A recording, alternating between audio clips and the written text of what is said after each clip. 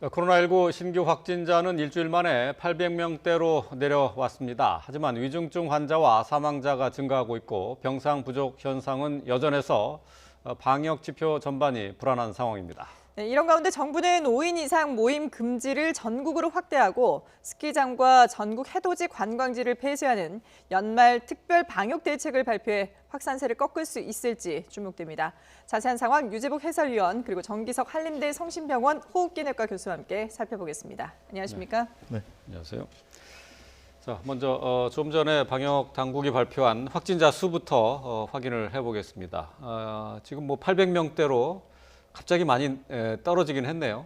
글쎄요, 오늘 하루 800명대로 떨어졌다고 해서 큰 의미를 부여하기는 좀 어려울 것 같아요. 네. 오히려 지역 분포를 보면 걱정스러운 부분이 많은데요. 수도권의 확진 환자 비율이 63%로 떨어졌습니다. 네. 그만큼 지역의 확진 환자가 많았다는 것이고요.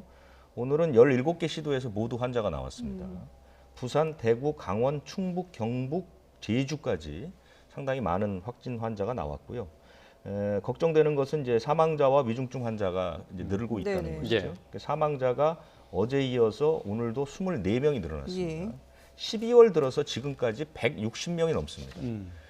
K방역이 성공했다고 평가를 받았던 이유가 선제적 검사로 위중증을 막아서 네. 우리나라의 이른바 이제 치명률이 세계에서 가장 낮은 수준을 보였기 때문에 K방역의 성과로 꼽혔는데 지금 이달 들어서 이 확진 환자와 대비한 사망률을 놓고 보면 이것은 상당히 높은 수준이다 이렇게 볼 수 있기 때문에 그리고 이제 앞으로 사망자라는 것이 확진 환자가 증가하면 위중증으로 갔다가 사망으로 이어지니까 지금부터 한 달 전부터는 확진 환자가 크게 늘어나는 추세였지 않습니까? 네네. 그러면 앞으로 위중증 환자와 사망자는 더 많을 것이다 이렇게 이제 예상을 할 수가 있는 것이죠. 예.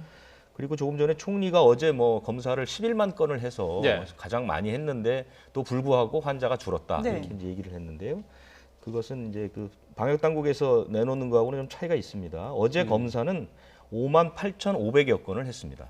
그리고 수도권 선별 검사소에서 4만 9,700명을 했습니다. 그런데 방역 당국에서 수도권 선별 검사소에서 검사를 받는 것은 일반적인 검사와는 다르다라고 이제 못을 박았거든요. 그래서 포함시키지 않는다고 했습니다. 왜냐하면 우리가 항상 매일 만나고 있는 이 전체적인 검사량은 의심 환자라든가 접촉자에게 하는 검사입니다. 그리고 이 수도권 선별 검사는 익명, 그러니까 증세에 관계없이 익명으로 검사를 하기 때문에 최초 수도권 선별 검사소에서 검사를 시작할 때부터 방역 당국은 이 검사 숫자는 전체적인 검사에 포함시키지 않겠다고 발표를 했습니다. 네. 그렇기 그래요? 때문에 어제 검사가 갑자기 두세 배 늘어난 것이 아니고 어제는 검사가 6만 건 정도에 이르렀다라고 보시면 될 것 같고요. 예. 대신 이제 확진 환자는 나중에 확진 환자가 나오게 되면 그 사람은 이제 신원을 확인해야 되거든요. 예. 그렇기 때문에 이제 확진자 수에는 포함을 시키지만 검사 그래요? 수는 포함을 안 시켜. 그러니까 지금까지 쭉 제가 말씀드렸던 매일매일의 검사량은 예. 수도권 선별 검사소의 검사량을 포함시키지 않았다는 것을 좀 말씀드릴 수 있을 것 같아서 예. 어제는 양성률이 1.5% 정도까지 떨어졌다. 왜냐하면 이제 검사 수가 실제로 많이 늘었기 때문에 예. 이렇게 정리할 수 있습니다. 그렇군요. 자, 그런데 정 총리가 오늘 아침에 이제 그 연말 특별 방역 대책을 내놨는데, 글쎄요, 지금 3단계 기준은 이미 그 확진자 수를 본다면 넘어섰지만 3단계는 내리지 않고 있는데 초강수 대책들을 내놨거든요. 이거 5인 이상 모이지 못하게 하는 것도 전국으로 확대하겠다라고 발표를 했고, 스키장도 연말까지 운영을 하지 않겠다라고 밝혔는데, 이런 초강수 대책을 내놓은 이유가 있을까요? 3단계라는 말을 하고 싶지 않은 모양입니다. 예. 조치 자체는 3단계보다 더 강하거든요. 그러게요. 3단계는 10인 이상 모임이 안 되는 것인데 예. 5인 이상 만나지 못한다는 것은 사실상 우리나라가 보통 1가구가 구성원을 4명 정도로 보니까요. 다른 가족과의 만남 자체를 하지 말라는 것이고 친척도 만나지 말라는 것이고 모든 사적인 모임이 다 안 되는 거. 집들이도 안 되고요. 네. 이런 것도 다 안 되는 거거든요. 그러면 조치 자체는 굉장히 강합니다. 그리고 관광 명소가 다 폐쇄되고요. 예.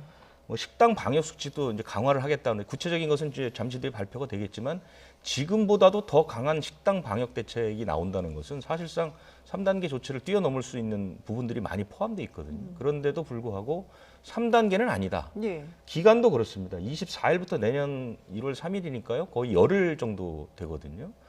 3단계라는 게 강력한 조치이기 때문에 많은 전문가들이 강력한 조치를 짧게 하는 게 좋다라고 얘기를 했습니다. 그래서 3단계 조치를 내리더라도 뭐 길게 2주를 넘지 않을 거란 예상이 많았기 때문에 네. 사실상 3단계의 조치 또는 좀 더 강한 조치를 3단계에 내리는 기간에 준해서 내렸다. 예. 이렇게 볼 수 있거든요.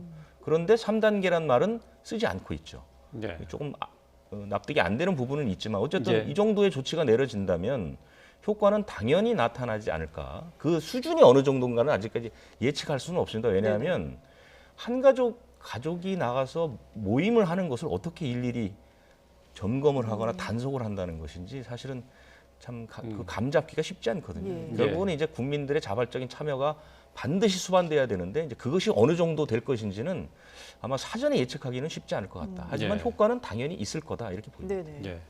정청리가 오늘 아침에 특별 방역 대책을 발표하면서 했었던 얘기를 좀 짚어보고 있는데요. 어떻습니까? 지금 교수님, 지금 정청리가 뭐 11만 건의 검사 건수 최대치를 기록했는데도 불구하고 확진자 수는 800명대로 내려와서 반전을 기대해 볼 수 있겠다라고 얘기를 했거든요. 이 부분은 어떻게 생각하세요? 일부는 동의를 합니다. 지금 그래도 1000명대에서 계속 그러다가 그나마 900, 800 이렇게 좀 떨어지고 있기 때문에 그리고 이제 다들 느끼시겠지만 한 일주일 전부터는 수도권에서 움직임이 많이 줄었습니다. 네. 그래서 이제 그런 효과들이 좀 나타날 수는 있겠다 그렇게 봅니다. 하지만 지금 그런 800이라는 숫자, 700이라는 숫자도 만만치 않은 숫자이거든요. 그러나 그러면서 그 숫자는 그렇게 빨리 떨어지지는 못합니다. 그리고 매일 사망자가 20몇 명씩 나오는 이 상황에서 위중증 환자로의 유입도 굉장히 많이 되는 겁니다. 이게 사망자가 생기니까 위중증 환자가 줄어드는 것이죠. 실제로는 네. 매일 뭐 10명, 20명씩 계속 유입이 되니까 아마 조만간에 지금 정부에서 계획하고 있는 300개의 중환자실은 다 찰 거다. 예, 그런 우려마저 드는 시기입니다. 예.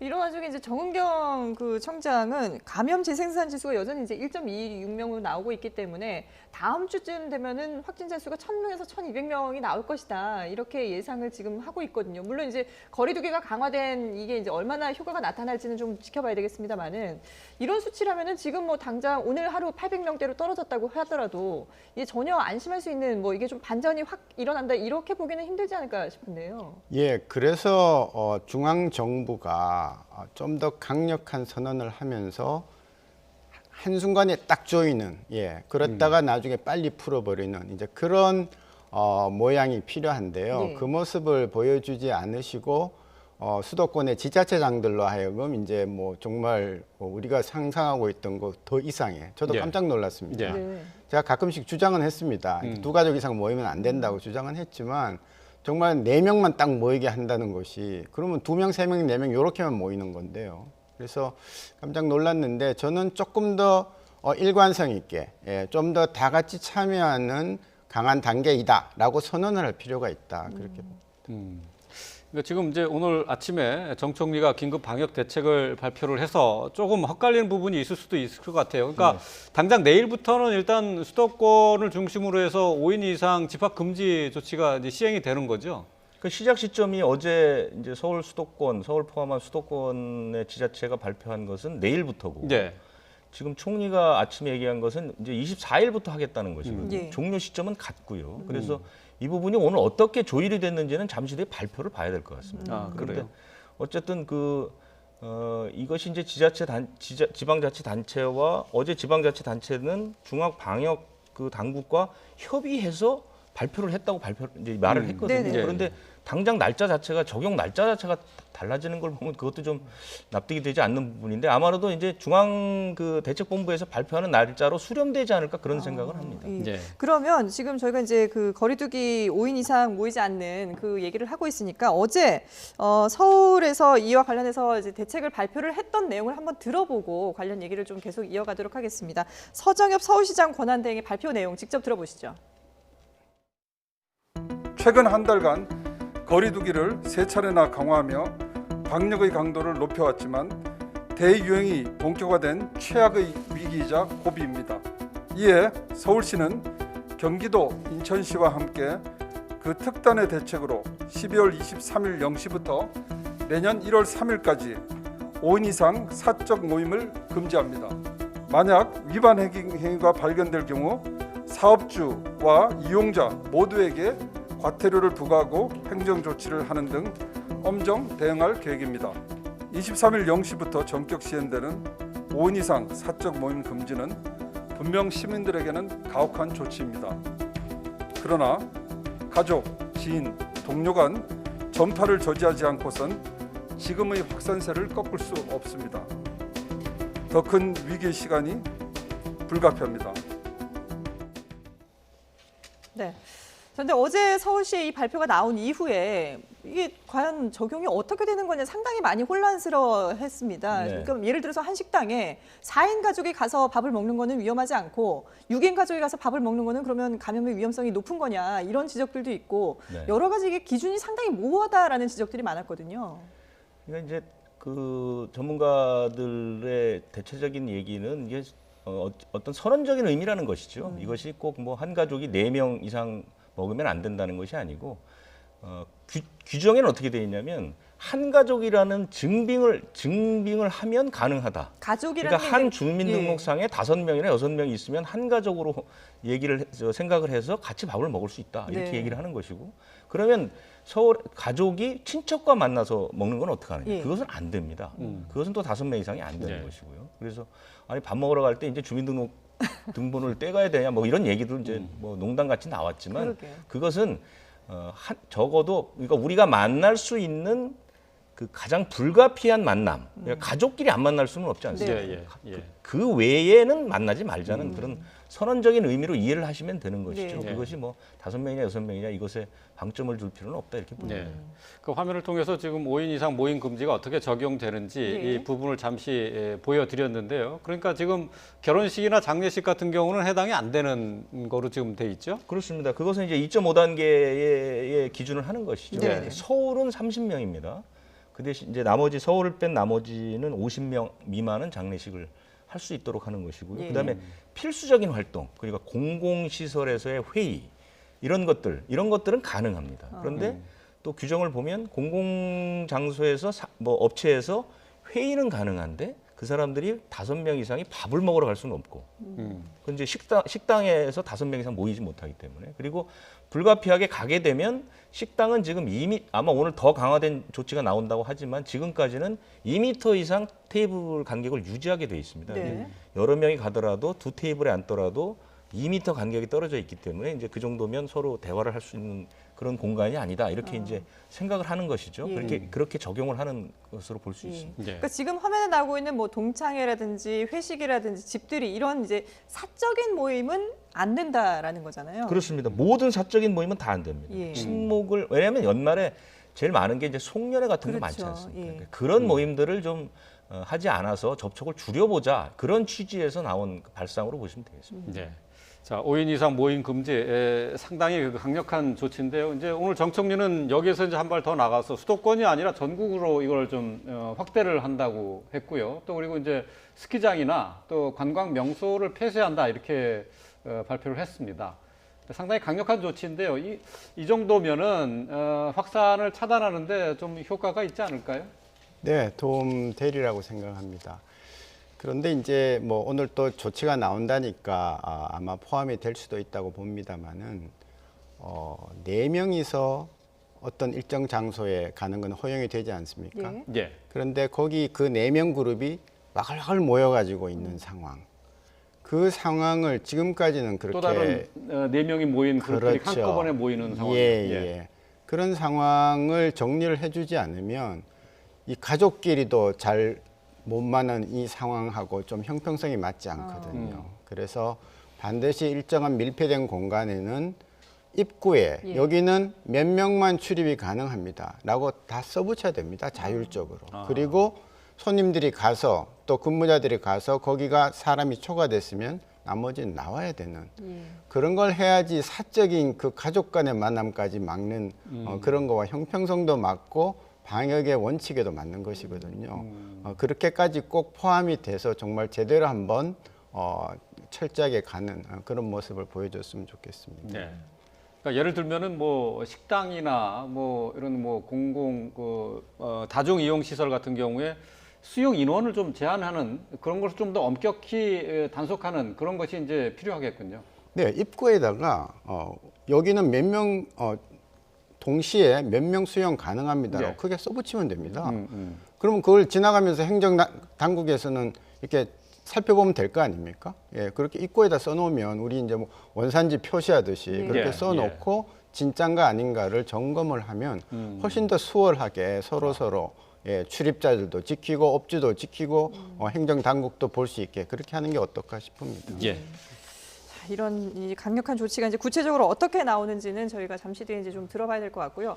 그런가 하면은 지금 앞서서 이제 교수님께서 지금 상황이 이렇게 계속 유지된다면은 이 병상 문제도 계속 어려움을 겪을 수밖에 없다라고 했는데 실제로 지금 이제 전국의 병상 확보 현황이 어느 정도 되는 건가요? 이 병상 확보도 이제 방역 당국이 비판을 많이 받는 지점 아니겠습니까? 그렇죠. 행정적으로 몇 개가 남았다라는 것만 계속 발표했고 현장의 목소리와 거리가 많이 있었다는 비판을 받았는데 네.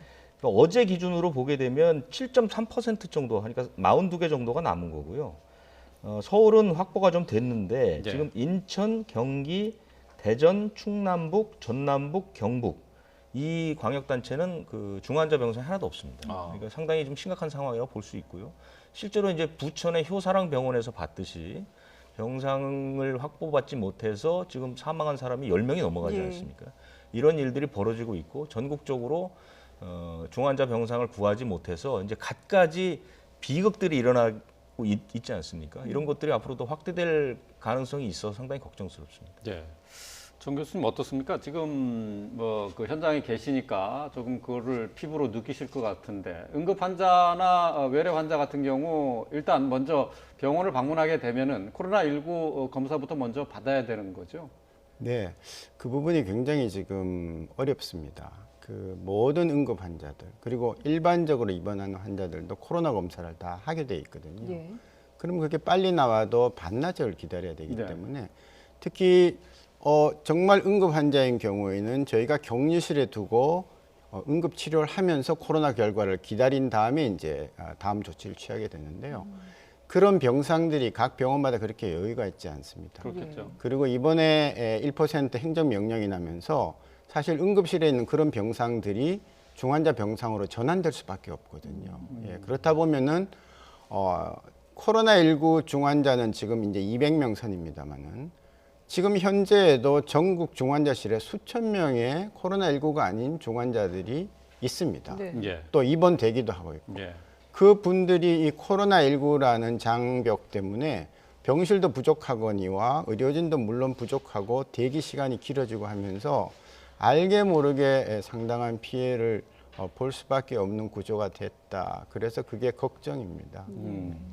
지금 뭐 그 각 병원마다 이제 대학병원을 비롯해서 상급 응급 의료기관에서는 1%의 응급실 가운데 응급실이 아니고 중환자실의 1%를 코로나19 환자를 위해서 준비하게 돼 있지 않습니까? 근데 이게 병실만 마련해서 되는 게 아니잖아요. 거기에 따르는 의료진은 일반 중환자보다 더 많은 수의 그 의사와 간호사가 필요하지 않습니까? 그렇습니다. 거기는 분리가 돼야 되고 거기에 들어가는 것은 아시다시피 이제 장비를 또 새로 해야 되고 거기 들어가서 들어가는 사람들이 나오자마자 일반 환자를 보기는 좀 불편합니다. 네. 그래서 특히 지금 문제가 1%가 강제 배당이 되면서 대형 병원을 비롯해서 대부분의 큰 병원들에서 가지고 있던 그런 그 음압 시스템이 제대로 안 돌아가는 부분에 가서 이제 하게 됐기 때문에 모든 게 불편하게 됐거든요. 늘 돌아가던 시설과 장비가 옮겨져야 되고 그 안에 그러면 엑스레이 한번 찍으려고 소위 이동형 엑스레이가 들어갈 때도 그렇게 쉽게 들어가지 못하는 데도 있습니다. 네, 그렇다 보니까 이제 그런 문제들이 다 쌓여서 다들 이제 난색은 표명을 합니다. 실무자들은. 네. 그럼에도 불구하고 이제 우리는 또 그걸 위해서 만들어야 되니까 억지로 만들긴 하겠죠. 그러나 진료의 질이라든지 또 그것 때문에 다른 의료를 못하게 되는 것은 자명하기 때문에 네. 그래서 제가 그렇게 하지 말고 일정 기간을 세워서 거기에다가 중환자를 집중시키자. 지금 제가 아까 잠깐 말씀드렸지만 300명 그 상백 병상 다 소진되면 어떡할 겁니까? 예. 또 2% 만들라 3% 만들라 예, 이렇게 예, 할 겁니까? 예. 그럼 다른 중환자들은 어떻게 할 겁니까? 예. 그래서 뭐 늦었다고 생각할 때가 제일 빠를 때입니다. 지금 중환자를 집중적으로 볼 수 있는 기관들을 각 지자체별로 규모를 미리 예측을 해서 만든 다음에 거기에다가 집중을 시키면 어떤 병원은 1%를 하더라도 환자가 몇 명 안 될 때가 있을 겁니다. 예. 예. 그리고 어떤 병원은 굉장히 많을 때가 있을 겁니다. 그러면 그 환자들을 모아놓으면은 중환자를 볼 수 있는 인력들은 훨씬 더 효율적으로 볼 수 있는 그렇겠죠. 거거든요. 예. 예. 그래서 의료 인력은 한정돼 있으니 그 인력을 가장 효율적으로 이용하기 위해서는 집중해서 보는 것이 낫다. 한 곳에 모아야 된다. 그런 말씀을 다시 드립니다. 예. 그러니까 지금- 병원마다 일률적으로 1%의 병상을 마련하라 하는 것은 효율적인 면에서 낭비가 심한 거고 전담 병원, 그러니까 전담 병상이 좀 있어야 된다 그런 지적이신 거죠? 네. 네. 자, 그리고 앞서서 이제 저희가 화면으로 그래픽으로 보여드렸는데 이 병상 대기자를 위해서 의료 상담 시스템을 가동하겠다라고 밝혔습니다. 지금 이게 그러니까 이제 병상을 기다리면서 이 악화되는 그런 상황을 막기 위해서 앱을 통해서 비대면 진료를 하겠다라는 거잖아요. 그렇습니다. 이게 서울시가 이제 새로 도입하기로 한 것이죠. 네. 의료진이 한 20명 정도 투입돼서 그 앱을 통해서 그 대기하는 환자들의 건강을 돌보겠다는 건데 이게 서울시가 처음이 아니고요. 경기도에서 지금 하고 있죠. 네. 경기도의 홈케어 시스템이라고 해서 이 역시 이제 병상 배정이 늦어지는 그 자가격리 환자들을 그 오전 8시부터 밤 10시까지 의료진이 매일 전화를 해서 상태를 확인하고 건강 상담을 받는 네. 그것이 이제 경기도의 홈케어 시스템이라는 것이고 서울시가 이제 이번에 들어온 것이 병상 대기자 의료 상담 시스템이라는 것이죠. 예. 그러면 이게 지금 응급 상황, 그러니까 이제 병상을 기다리다가 숨지는 그런 이제 안타까운 사고를 막는 데는 좀 도움이 될 수 있을까요? 어떻게 보세요? 예, 뭐 급한 불은 끌 수 있지 않을까 싶습니다. 단, 그 상담을 받는 분하고 의료진하고 항상 소통이 돼야 됩니다. 예, 지금 괜찮습니다. 그리고 전화 끊었는데 그 다음 순간에 바로 나빠질 수 있고, 그러면 전화를 했을 때 연결이 안 된다 하면 안 되는 거거든요. 그래서 뭐 이제 그런 화상으로 상담할 수 있는 부분이 한정돼 있긴 하지만 그래도 뭐 통증이라든지 열이라든지 이런 데 대해서는 저희가 구두 처방을 내릴 수 있을 거고요. 네. 그다음에 뭐 혹시 있을지도 모르는 어떤 피부적인 문제라든지 다른 여러 문제에 대해서 특히 뭐 호흡 곤란이라든지 등등 문제에 대해서는 대처는 할 수 있다고 봅니다. 그러나 이것은 소위 이제 원격 진료이기 때문에 한계가 있게 마련이라서 지금 일시적으로 할 수 없이 하는 거지 이거를 예. 갖다가 정착화시킨다. 그것은 대한민국 의료 시스템에는 정말 걸맞지 않는 굉장히 원시적인 행위다 그렇게 봅니다. 예, 알겠습니다. 뭐 앞서서 뉴스를 통해서 전해드렸는데요. 이제 서울구치소에서 추가로 확진자가 나왔고 동부구치소에서도 확진자가 나왔어요. 지금 네. 이렇게 교정시설을 중심으로 해서 확진자가 계속 늘고 있죠. 그렇습니다. 지금 그 서울 동부구치소는 217명까지 예. 늘었죠. 사실 이 동부구치소는 약간 문제가 있는 것이 최초로 확진받은 게 12월 15일입니다. 그리고 그 전에 그 구치소 직원의 아들이 지난달 27일에 확진을 받았고 그 직원이 28일에 받았거든요. 네. 그러면 그때 확진을 받고 그 당시에 그 확진 환자들이 나왔는데도 불구하고 사실상 전수검사를 상당히 미루는 측면이 있어요. 그래서 늦게 이제 발견을 했고 재소자에서 전수검사를 해보니까 한꺼번에 185명이 나왔다는 거 아닙니까? 네. 그러니까 구치소의 관리에 허점이 이번에 드러난 것이고 또 하나는 이제 그 처음에 구치소에 입소를 하게 되면 독방에서 2주를 그 머물게 하고 예. 2주 동안 증상이 없으면 이제 혼거실이라고 해서 여러 사람이 들어가 네네. 있는 곳으로 들어간다는데 왜 그 독거실에 들어갈 때 검사를 안 하는지 이해할 수가 없습니다. 검사가 없거든요. 그러니까 이번에도 집단 감염이 일어난 것이 원인을 두 가지로 해석하는데 그 중에 하나가 전부 독거실에 그러니까 신입 수용방이라고 하는 독거실에 들어갔을 때 검사를 안 하고 이 사람들이 하루 종일 혼자 생활하는 것이 아니라 운동 시간이 있습니다. 네. 그때는 다 모여서 같이 운동을 하고 식사를 다 모여서 식사를 합니다. 그러니까 감염이 전파될 수 있는 여건들이 마련돼 있거든요. 예. 그런데 검사를 안 하고 2주 지켜본 뒤에 증상이 없으니까 그 일반 수용실로 넘겨버린 것이죠. 그 후에 그렇게 되니까 이제 그 안에서 집단 감염이 만연될 수밖에 없는 그런 상황이 되는 것이죠. 그렇기 때문에 이 구치소 문제는 좀 검사 어떻게 관리할 것인지 이 부분을 처음부터 다시 한번 손을 봐야 됩니다. 그러니까 군대 같은 경우는 입영하기 전에 이제 검사를 받게끔 되어 있는데 이 구치소 같은 경우는 그런 시스템이 전혀 없었던 거고요. 거기다가 지금 이제 뒤늦게 정부에서 전수 검사를 하겠다라고 하는데 이것만으로 그걸 막을 수가 있을까요? 저도 근데 사실 깜짝 놀랐습니다. 예. 독거실을 하면서 검사를 안 하고 놓는다는 네. 것이 지금 무증상 감염자가 얼마나 많다고 그렇죠. 되는데요. 그래서 국방부는 그래도 처음부터 좀 이렇게 전수 검사를 하면서 그렇게 들어갔고 이 교정 쪽은 법무부 소관인데 질병관리청하고 사실은 협의를 했어야 됩니다. 자, 우리가 이런 시스템을 만들 테니 좀 봐주시오. 이렇게 했으면은 절대로 질병청에서 이대로 놔두진 않았을 겁니다. 그냥 자의로 해석하고 자의로 했는데 법무부 내에 교정시설에 의사들이 있지만 그분들이 사실 감염에 대해서는 그렇게 뭐 많이 공부하신 분들이 대부분 아니거든요. 그러다 보니까 이런 실수가 나왔던 것 같습니다. 그래서 사실은 입소하면서 독거실에 두고 검사하고 끝날 때 한 번 더 검사해야 됩니다. 그리고 섞어야지 되는 거지. 지금 저렇게 한다는 것은 정말 상당히 좀 충격적인 얘기입니다. 예. 뭐 구치소도 그렇고 요양시설도 그렇고 말이죠. 많은 사람이 함께 생활할 수밖에 없는 시설에서는 더 주의를 기울여야 되겠지만은 여기에 근무하는 사람들도 글쎄 이제 근무가 끝나고 나서 일상생활로 돌아갈 때 또 주의를 해야 되는 부분이 많이 있겠죠. 예, 사실 지금 그런 수용시설, 그것이 요양원이 됐던 아니면 뭐 교정시설이 됐던 거기에 발생하는 것은 거기에 근무자들이 예. 들어가서 옮기는 게 대부분이지 않습니까? 그분들은 그 취약한 사람들을 보고 있기 때문에 정말 갇힌 사람들을 보고 있기 때문에 더 조심을 했어야죠. 정말 조금이라도 증상이 있으면 즉시 검사를 받게 하고 일정 기간별로 검사를 받게 하고 요청하면 할 수 있습니다. 대개는 뭐 공공시설에 있는 분들이 많은 편이고 대의료진들이니까 그렇게 조심을 했어야 되는데 이제 그 부분을 안 하면서 이제 이런 식으로 자꾸 이제 번져가는데 요양시설은 처음부터 계속 얘기를 했었는데도 불구하고 일부 부주의한 시설 관리자들에 의해서 좀 이렇게까지 이런 것은 굉장히 참 안타까운 일이다 그렇게 봅니다. 예. 추가 감염을 막기 위해서라도 지금이라도 좀 면밀하게 들여다봤으면 하는 바람입니다. 네, 지금까지 유재복 해설위원 그리고 정기석 한림대 성심병원 호흡기내과 교수와 함께했습니다. 두 분 고맙습니다.